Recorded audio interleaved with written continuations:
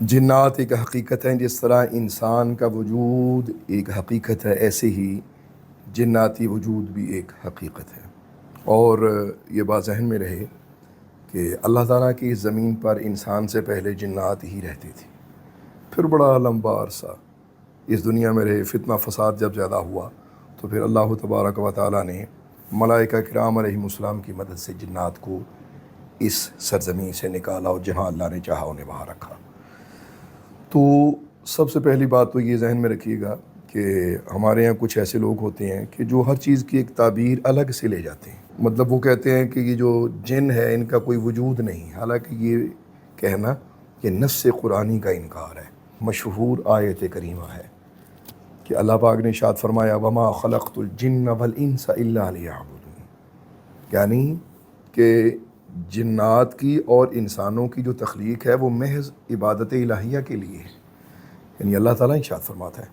تو اب آپ غور کریں کہ جنات کا ذکر پہلے کیا گیا اور انسانوں کا ذکر بعد میں کیا گیا۔ اچھا، بڑی مشہور صورت ہے جسے بڑا سنا جاتا ہے، سورہ رحمان۔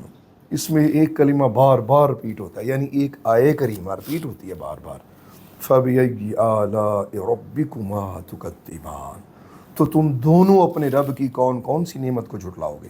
تو ان دونوں سے مراد انسان اور جنات ہیں۔ انسان کی تخلیق مٹی سے ہوئی، جنات آگ سے بنے۔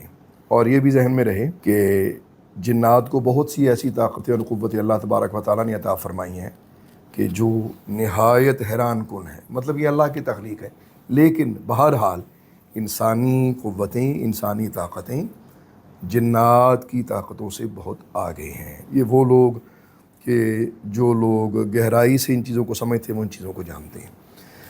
تو میرے بھائیوں، آج اس حقیقت پہ تھوڑا سا کلام کرنا چاہتے ہیں، تھوڑی سی بات کرنا چاہتے ہیں۔ سرکار دو عالم علیہ السلام نے نماز فجر پڑھائی، اور فجر کی نماز کے بعد آقا کریم علیہ السلام نے اپنے اصحاب سے فرمایا کہ بھئی آج ہم جنات کے وفد سے ملنے کے لیے جا رہے ہیں، یعنی انہیں اللہ کا پیغام دینے جا رہے ہیں۔ تو کون کون ہے جو ہمارے ساتھ جائے گا؟ تو ایک صحابی حضرت سیدنا زبیر بن عوام کہتے ہیں، وہ کہتے ہیں کہ سب گھبرا گئے یا کوئی اور وجہ ہوگی، تو کوئی جانے پہ آمادہ نہ ہوا۔ تیسری بار جب سرکار دو عالم علیہ السلام نے فرمایا تو پھر بھی خاموشی۔ کہتے ہیں کہ آقا کریم علیہ السلام نے میرا ہاتھ پکڑ لیا اور فرمایا آج رات ہم نے جانا ہے تو تیار رہنا۔ کہتے ہیں میں نے آقا کریم علیہ السلام کے اس فرمان علی شان پر لبیک کہا۔ اب حضرت سیدنا زبیر کہتے ہیں رات ہو گئی، سرکار دو عالم علیہ السلام کی معیت مبارک میں چلتا رہا، مدینہ طیبہ کے پہاڑ ختم ہو گئے، ایک ایسی جگہ آئی جہاں ایک سادی زمین تھی، گہرائی والی زمین تھی۔ جب ہم وہاں پہنچے تو حدیث پاک کے الفاظ سماعت کریں۔ صحابی رسول کہتے ہیں فَإِذَا رِجَالٌ طِوَالٌ كَأَنَّهُمُ الظَّمَاءُ مُسْتَدْفِرِي ثِيَابِهِم مِّن بَيْنِ أَرْجُلِهِمْ فَلَمَّا رَأَيْتُهُمْ غَشِيَتْنِي رِعْدَةٌ شَدِيدَةٌ حَتَّى مَا يُمْسِكُنِي رِجْلَايَ مِنَ الْفَرَقِ۔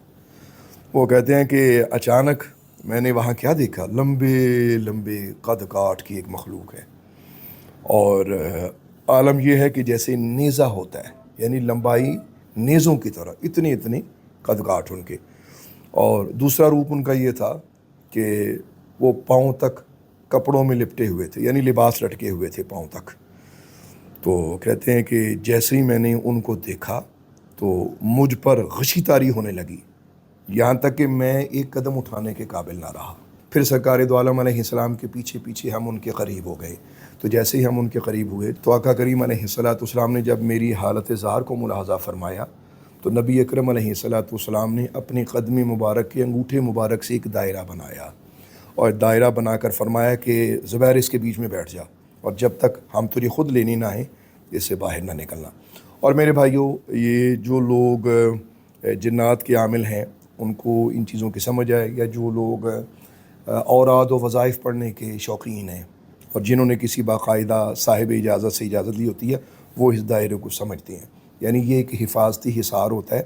تو اس کا ثبوت یہ ہے کہ جو سرکار دو عالم علیہ السلام نے اپنے قدم مبارک انگوٹھے مبارک سے نشان لگایا ایسے دائرے کی صورت میں۔ حضرت زبیر کہتے ہیں کہ میں دائرے کے اندر بیٹھا سب کچھ دیکھتا رہا۔ سرکار دو عالم علیہ السلام نے بلند آواز سے قرآن پاک پڑھنا شروع کیا، یہاں تک کہ طلوع فجر کے قریب اللہ کے حبیب کریم علیہ السلام تلاوت قرآن کرتے رہے، یعنی آپ نے طویل کلام الہی ان کو سنایا۔ پھر سرکار دو عالم علیہ السلام وہاں سے واپس تشریف لائے اور آقا کریم علیہ السلام نے اپنا ہاتھ مبارک ایسے دیا مجھے اور فرمایا آ چلتے ہیں۔ کہتے ہیں کہ میں آقا کریم علیہ السلام کے پھر پیچھے چلا، تو تھوڑی دور جانے کے بعد آقا کریم علیہ السلام نے پھر مجھے ارشاد فرمایا التفت فانظر هل ترى حيث كان اولئك من احد۔ حضور نے فرمایا علیہ السلام توجہ کر اور دیکھ کہ تجھے یہاں کوئی نظر آ رہا ہے؟ تو فقلت یا رسول اللہ ارى سوادا كثيرا، میں نے عرض کیا یا رسول اللہ بڑی مخلوق نظر آ رہی ہے یہاں، یعنی کہ وہ بھی جناتی مخلوق تھی۔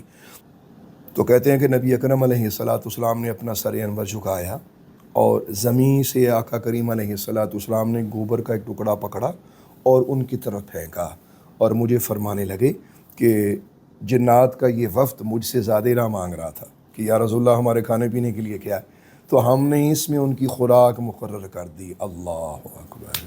میرے بھائیو آپ غور کریں کہ آقا کریم علیہ السلام شاہ کونین، کائنات کے ہر فرد کے لیے، انسانوں کے لیے، جنوں کے لیے، ملائکہ کے لیے، جانور کے لیے، شجر کے لیے، حجر کے لیے، کائنات کے ذرے ذرے کے لیے اللہ کے نبی اور رسول ہیں۔